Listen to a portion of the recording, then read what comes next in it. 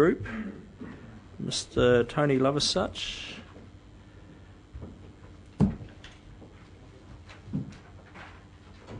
Clive Community Group, is there no representative here from them? Okay, let's kick on to Mr. Paul Bailey, please.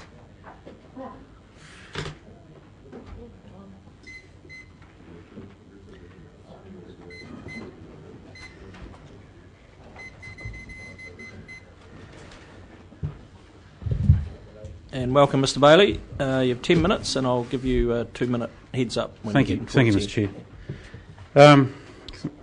Kia ora, welcome. Thanks all again for hearing my submission.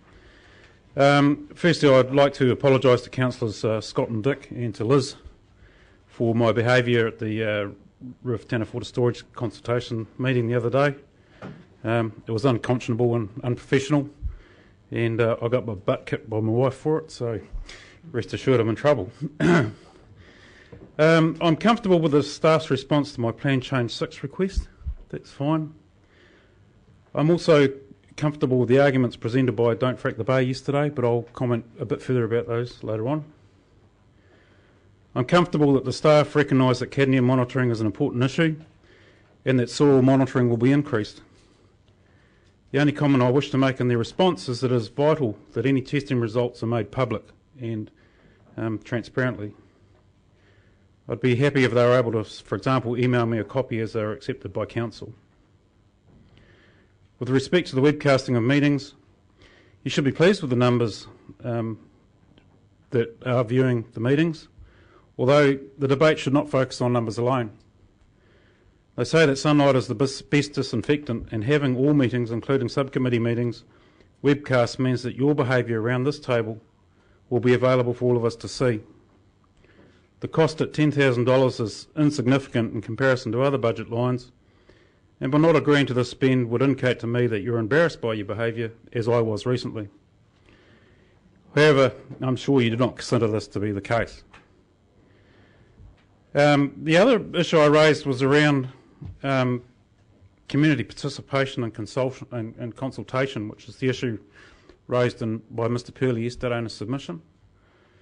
And Councillor Scott asked a really quite observant question around how that would actually take place. Like, if you were to increase public consultation and make it quite genuine, how would that actually happen? Which is a fair question, and one that perhaps I can expand on a wee bit in terms of the answer. One of my roles presently is co-convener of the Green Party's Policy Committee. We have a little under 5,000 members, and all our members participate in the consultation around our policy. Now, whether you agree with what we come up with or not is beside the point. It's just the process I wanted to talk about a wee bit, because it is quite feasible that we can bring a whole bunch of people to a consensus agreement. And what we do in the Green Party is, in terms of that process, the key to it is everyone agrees and abides by an email conduct, certain email conduct, which is, in other words, discuss the policy and not the man or the person, because that's, attacking a person is counterproductive. And the other one is we make sure we have really good facilitators who aren't really interested in the outcome; they're just interested in making sure that the process works really well. So I think that gives us a real good, I'm quite happy to talk with anyone about that in a much fuller way at another time. But what I just wanted to point out is that it is entirely feasible for large groups of people to be able to come to some sort of consensus on different issues. And it is possible for an organisation such as the Regional Council to be able to do that. The Green Party is not the only organisation that does that. There are others, I'm sure. The Generation Y is one that I can think of. There's a couple others I can think of. And we have got really good people here in the Hawke's Bay who could easily facilitate those sort of discussions, not necessarily associated with the Regional Council. So, it's entirely feasible. So just bear that one in consideration. That would be great. And there ends my submission. So questions, anyone? Thank you, Mr Bailey. Right, any questions? Councillor Bevan. Thanks for your submission. Are you suggesting that, because I've been worried about the consultation process as well and the level of participation we get, are you suggesting that we should evolve it to go online? That's what we use. We use email discussion groups, but not necessarily. I think we perhaps a wee bit more better resource than what we are in the Green Party. You could use a mixture of anything, and public meetings or online or whatever. A lot of it depends on the quality of his facilitator, and a lot of it depends on you ask questions. You don't ask for opinions. You don't put out a suggestion and say, "Do you agree with this or not?" You ask people, how should we approach this issue? It's like putting the cart before the horse. You have to ask the question first, and then you have that discussion around where things should be moving, and then generally, we all agree on a lot of things. It's just how we go about doing it. So you have that discussion, and often it turns out to be fine. Sometimes it's like herding cats, but. Councillor Scott. Thank you, Mr Bailey, and I unreservedly accept your apology. Thank you. Oh, thank you. God, I was worried about that. No, forgiven. Move on.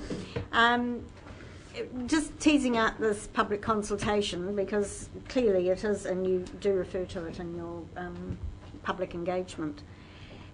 How do you're talking about Green Party members who have committed to being members of a party. How do you engage with that vast public out there who doesn't even vote in a national election, but are a huge amount of our public? Yep. So, have we got any suggestions of getting out and listening to not the views of the few, but the views of the many? Yeah, absolutely. The key to it. No, don't get me wrong. Although we have, like I say, a little around 5,000 members, not all members engage in the policy discussion. It's a very small minority. We're lucky to have 200 odd members engage in any particular discussion, and that's really cool, because at the end of the day, collective wisdom of that sort of number of people generally turns out to be pretty much in line with what the bulk of the members agree with, and so. Yeah, the engagement with a whole bunch of public is a vexed issue, and I agree it's a difficult thing to do. But if you give people the opportunity, then that cuts off a lot of the debate and argument around you guys aren't consulting with us. If you offer it's like people making submissions to the annual plan. There's very few of us that stand up and actually do it, but one hopes that the ones that actually do go through this process are taken quite seriously, and I'm sure that you do. So there's no easy answer, but I think it's entirely feasible. It's just, you need to sit down and think through and have a crack at it. And the worst thing you can do is make a mistake. So, and the best thing that will happen is it all goes honky-dory. Councillor Dick. Thanks, Paul. Thank you, Alan. You're supportive of re-establishment of East Coast Rail? Absolutely, yes. Thank you. Thank you. Okay. Thank you, Mr Bailey, for your presentation. Thank you very much. And, we'll move along. Now, the Clive Community Group, Mr Tony Lover... I thought that was you. Yeah, you're just the wrong side of the door when I called your name. That's fine. Please, sir.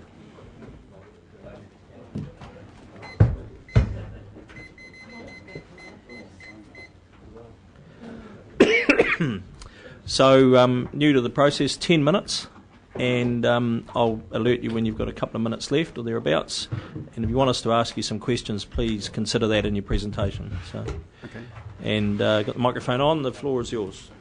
Thank you. Just ask the members to be quiet, please. Thank you. Okay, well, 10 minutes should be fine. It's not a big submission.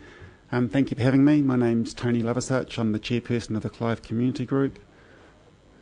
So just a little bit of background of who we are as a community group. We're a bunch of volunteers, and we have a plan with the Hastings District Council. However, the area I'm talking about is by the Clive River, which is a shared area. These are just some pictures of Clive. Just an example of what our group does. This is a bit of preamble. Yesterday, the War Memorial Grounds got reconcreted, and we're putting in lights just to enhance the area. Just an example of how we work with different stakeholders. And an ongoing issue that we are involved in is the Clive Bridge. This is a 5-year work in progress. You can see the footpath's in an appalling state, and we're hoping to get a new footpath with some barriers put on there, which is hopefully going to happen this year. This is the area that our submissions are relating to, by the river and the cycleway. And these pictures are just showing how popular it is. So 2012, the cycleway was established and it's proven very popular. As a community group, we approached the council and said, can we tidy up the area and enhance it a little bit? And 3,000 native plants were put in 2012. They've taken off really well. This year, the BMX track, which we had built, was enhanced. And one of those pictures is just showing the seat there, which was funded. 2 seats were put in, one funded by our group and one funded by the local church. So this is the area that we're putting in submissions to. Just an example, 2 weeks ago, we organised a clean-up for the river. 39 rubbish bags were collected, and that was supported by the council, for which we're grateful for. So our submission, the first submission, relates to the area in these pictures, and if you can see in the bottom right here, that's in front of a couple of houses, and those houses just mow the grass themselves, and it looks really great. The area in question is mowed 4 times a year by the regional council, and our submission is it's not adequate. We'd prefer that it got mowed more regularly. The area has been enhanced by the cycleway, by the 3,000 native plants, by the BMX track, and as you can see, it's pretty boggy and would just look a whole lot better if it could be mowed more regularly. Hopefully not a big ask. And the second submission relates to the boat ramp area, and I'm pretty sure that's where the division is between the 2 councils. So my understanding is the boat ramp south is district council and the boat ramp north is regional council. So you can see where the signs are there, with the bylaws and a bit of guidance. Basically it's falling apart. It doesn't make sense, that it's facing the wrong way and it's not clear at all. So that little area is in need of some tidying up. And the picture on the right there just shows the area of the river, which we're basically also asking to have that tidied up. So the picture on the left is the current look, which to me is just messy, and the picture on the right is just an idea of how it might look. Now I think the feedback from the council was that's not practical to have a boardwalk, but some kind of enhancement would be good. Looking the other way, so this is the district council side of the boat ramp, and we've put a submission in yesterday to them, and you can see the jetty looks pretty industrial or half finished. There's a metal pipe there with a bit of wood thrown on the top, and the council have agreed, I'm hoping, to backfill that, relawn it and just tidy it all up.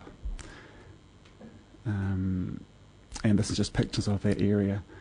So it would be quite nice if the 2 councils could work together on this. I know there's a boundary, but if you're going to tidy up the left-hand side of that area, the right-hand side to me would be logical to work together. And that's pretty much it.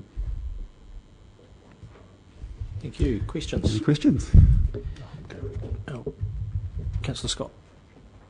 So I just want to pick up on the what's happening with the BMX park, because that was a sort of under-the-radar scheme in the first place, very much involving the Clive community and delivering the work. Are you still involved in that, or do you see the regional council taking over the entire responsibility for running that facility and maintaining? Do you mean the original BMX track or the improved version? Or both?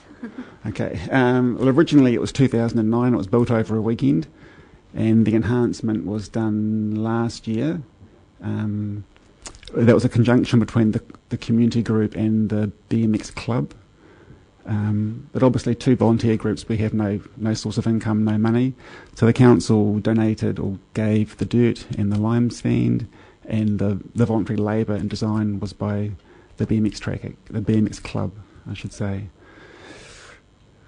So what was the question? Do we hope that you'll maintain it? Are you still involved in the ongoing maintenance of, because presumably it does require some clean up and improvement well, at the moment, surfaces, or are you asking that the regional council take over the full responsibility for the maintenance of it? We haven't put a submission in for that particularly. It's not 100% finished yet. Once it was made over just recently, and then we had a big flood, so all the lime sand got washed away. So it's not 100% finished yet. We're hoping to finish that off. It would be nice if the council wanted to continue contributing towards maintaining it, but that's not actually a submission at the moment. That's great. Thank you, Chair.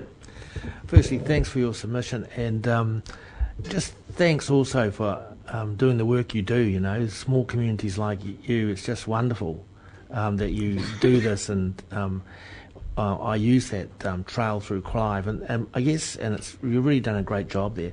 But my question is, have you the businesses in Clive, which I sort of note that they're getting smartening up. Is the cycle trail having an effect? Do people stop over there and have a cup of coffee and do things in Clive as a result of the cycle trail? Yeah, that's a very good question. I would say the answer is definitely yes. The Zeppelin Cafe has recently opened, and I'm a cyclist myself, so I note the weekends there's cyclists everywhere. So I'd like to think the community has benefited from that. Ironically, the Clive Business Group has folded. So there was a Clive Business Group established a few years ago. That's unfortunately folded. Yeah. Thank you. Thank you. Thank you very much for your submission. Okay.